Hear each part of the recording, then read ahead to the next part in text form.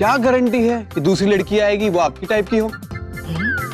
ये आजकल ना फिल्म और टीवी सीरियल वालों ने ना सबके दिमाग फिरा दिए हैं। सास बहू सीरियलों में ना बहुएं सास पर भारी पड़ रही हैं।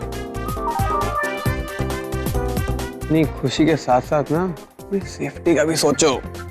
सोचो मामी जी, सोचो। और इस सिचुएशन में जब ये वाली लड़की आएगी ना तो आपका कहा मानेगी, अपनी नजरें झुकाकर चलेगी और आपके इशारों पर नाचेगी।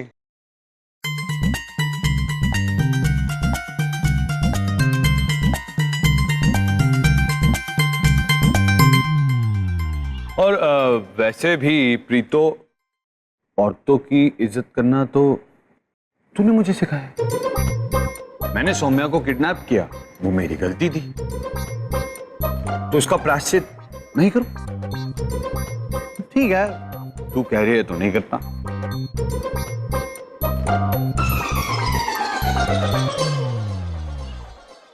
ओए, मैंने कहाँ रोका है? जा तू चेक कर ले तेरा प्रायश्चित पुष्चित।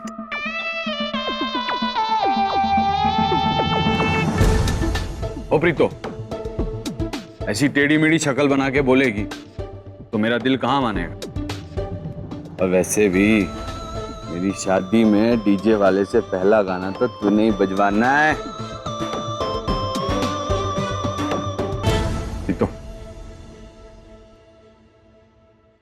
अरे मां सुन ना, देख ये शादी मैं तेरे बिना नहीं कर पाऊं।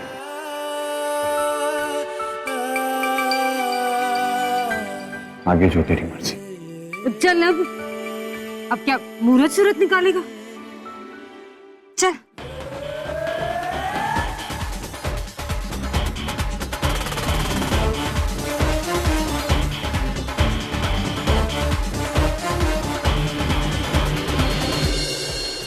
दी, आप यहाँ बैठो, मैं ना कुछ खाने के लिए लेकर आती हूँ।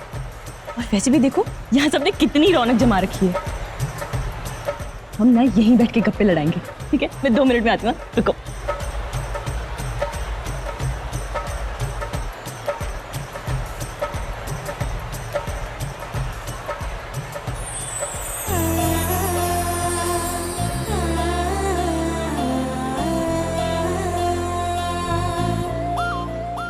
बस एक बात कहूं, बंदियां बहुत देखी, पर तुम जैसी बंदी तो पूरे पिंड में नहीं देखी। पूरा पिंड क्या, तुमसे सोनी बंदी पूरे पंजाब में नहीं देखी।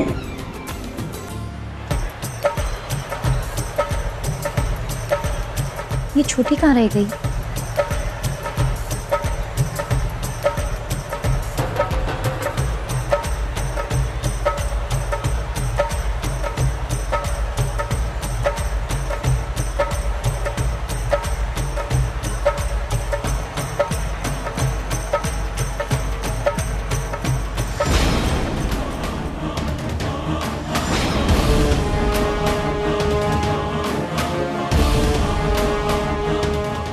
ये ऊपर अकेली क्या कर रही है? वैसे अच्छा मौका है मनिंदर, चल।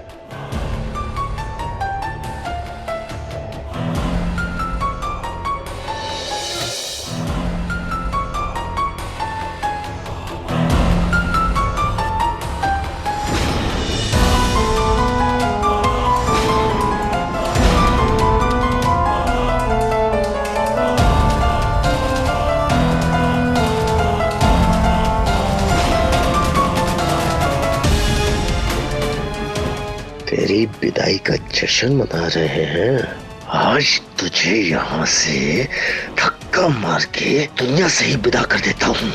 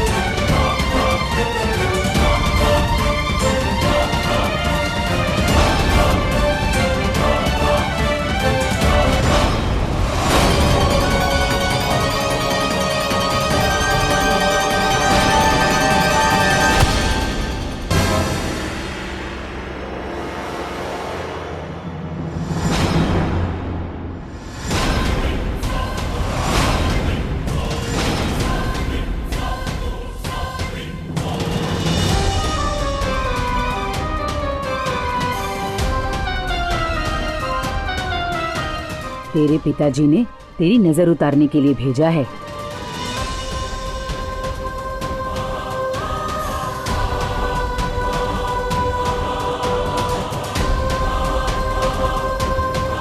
होने वाली दुल्हन को घर से निकलना नहीं चाहिए। नजर लग जाती है। चल पुत्र, चल कमरे में।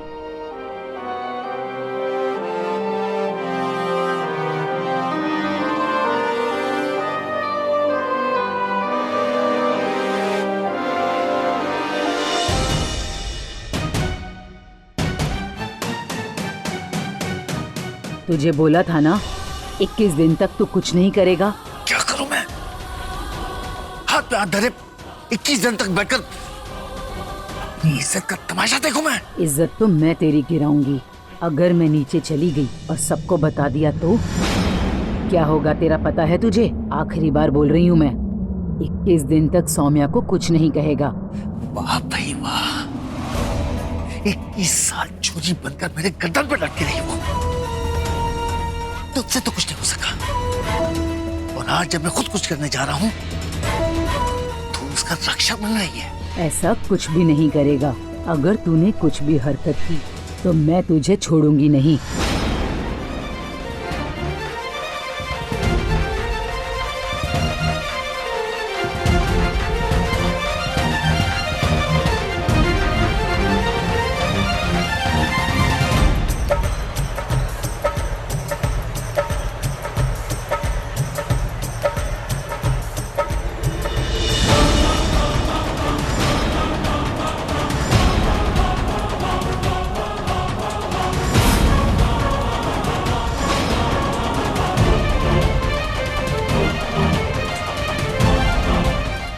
तूने तो कहा था कि 21 दिन तक तू मेरी बेटी के आसपास भी नहीं भटकेगी। क्या हुआ तेरी जुबान को? अब क्यों मुकर गई? क्यों आई उसके पास?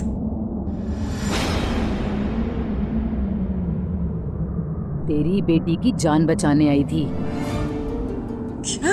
अरे तेरे पति को मैं बरसों से जानती हूँ और उसके इरादों को भी। जब मैंने उसकी मदद करनी छोड़ दी तो उसने अपनी हरकतें दिखानी शुरू कर दी। निम्मी, तेरी बेटी को वो मारना चाहता है। क्या मतलब? आज अगर मैं नहीं आती तो तेरी बेटी तो गई थी।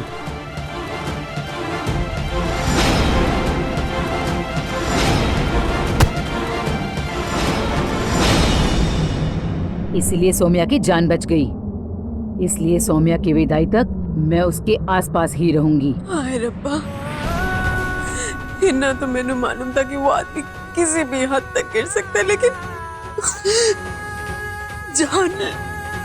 जान लेने की कोशिश करेगा। अरे निम्मी, मैं भी चाहती हूँ कि मामला जल्दी से जल्दी खत्म हो और मैं तेरे टूटते हुए सपने भी देखना चाहती हूँ। और सौम्या को उसकी जगह उसको अपने साथ ले जाऊंगी।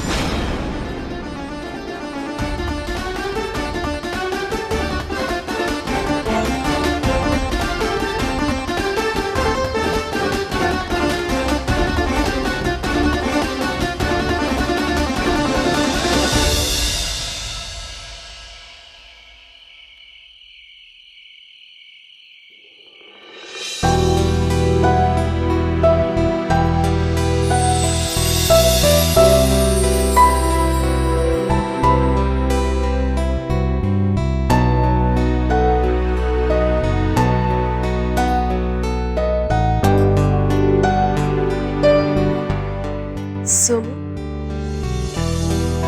क्यों है पुत्र? हाँ, सब कह रहे हैं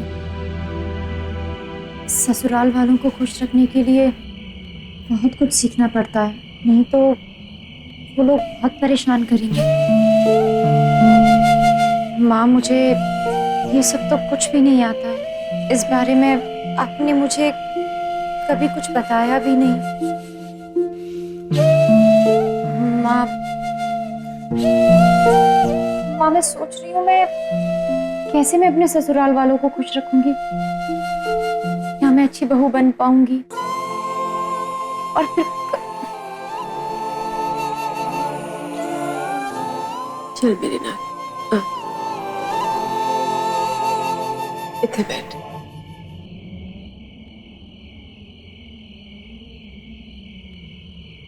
तुझे अच्छा बनने का नाटक करने की क्या जरूरत है पुत्र?